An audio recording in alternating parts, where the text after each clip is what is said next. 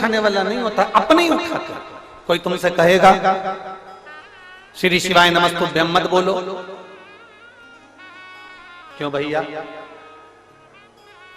तो कहे हो सकता है पाप लग जाए, क्यों भैया? गाली देने में पाप नहीं लगता, मंत्र बोलने में पाप लग जाता। फिर कोई महाराज आएगा कह देगा शंकर जी पे चढ़ा हुआ जल मत पियो, क्यों भैया? पाप लग जाएगा।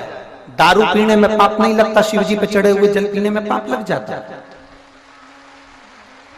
फिर कोई आएगा बेलपत्र चढ़ी हुई मत खाओ, क्यों?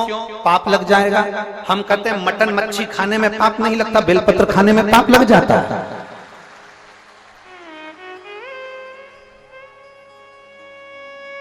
कोई दूसरा आक्षेप करने वाला नहीं मिलेगा, दूसरे नहीं मिलेंगे, अपने ही मिलेंगे जो अपने ही धर्म को नीचे दिखाने का प्रयास करेंगे। अपने ही मिलेंगे जो अपने धर्म को नीचे की ओर ले जाने का प्रयास करेंगे, कोई दूसरा नहीं। हमारे यहाँ मैदे की पूड़ी बनकर आई है और जो शिव ने बना दिया नियम वो आज तक चले आ रहा है, आज तक। और ये मैदे की पूड़ी का या आटे की पूड़ी का ये दलिया देने का ये नियम आज का नहीं है, ये हमारे यहाँ पुराने समय का, बहुत पुराने समय का। कहाँ? तो कहते हैं ये सतयुग के समय का है, जब माता पार्वती और शिव जी का विवाह हुआ था, उस समय पर ये दलिया दी गई थी जो आज तक जी जा रही है, आज तक दी जा रही है।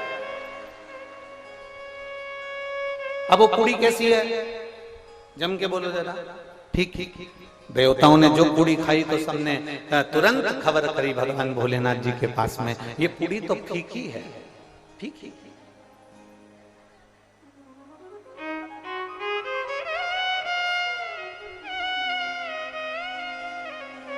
इसमें ना शक्कर है, इसमें ना नमक है, ये पूर्ण तरह से फीकी है, पूर्ण तरह। अब देवाधिदेव महादेव को बुलाया गया और बुलाकर देवताओं ने कहा ये पूरी पूरी फीकी है, इसमें कुछ भी नहीं है। शंकर भगवान ने उसी समय पर संपूर्ण पृथ्वीवासियों को एक उपदेश दे दिया। वो उपदेश पूरे संसार में रहने वाले एक एक मनुष्य के जीवन में वो उपदेश याद रखना जो शिव जी ने पूड़ी खिलाते समय दिया था और कह दिया देवताओं से ये पूड़ी फीकी है क्योंकि ये मायके से पार्वती जी के दी गई है, ये पूड़ी नहीं है मैदे की, ये पीले कपड़े में बंधी हुई ये पूड़ी नहीं है, ये बांस की डलिया में रखी हुई पूड़ी नहीं है, ये छापे लगाकर दी गई पूड़ी नहीं है।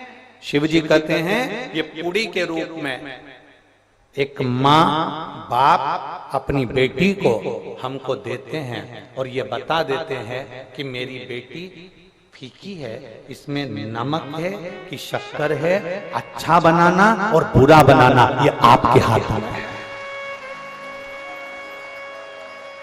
मेरी बेटी फीकी है, इसको अच्छा बनाना और बुरा बनाना तुम्हारे हाथ में है। हमारी बेटी को हम जितना जैसा बना सकते थे बनाकर आपको दिया है, इस पूड़ी को बनाकर हमने आपको दिया है। अब आपकी जवाबदारी, आप इसको शक्कर से खाएंगे कि आप इसको नमक से खाएंगे, ये आपकी जवाबदारी है कि आप अपनी बहू को कैसा संस्कार देते हैं। आप अपनी बहू को गाली देते हैं, आप शब्द कहते हैं, ताने देते हैं, आड़ा टेढ़ा बोलते हैं, या अपनी बहू को सहलाकर प्रेम से, स्नेह से, अपनी मीठी वाणी से अपनी बहू को इतना मिठास में घोल लो कि वो फीकी पूड़ी भी मीठी हो जाए। ये महादेव की कथा था,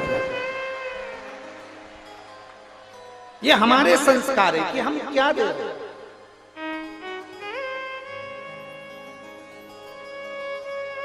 ये हमारे संस्कार है कि हम क्या प्रदान कर रहे हैं। पहले के समय में मुंह दिखाई होती थी तो रकम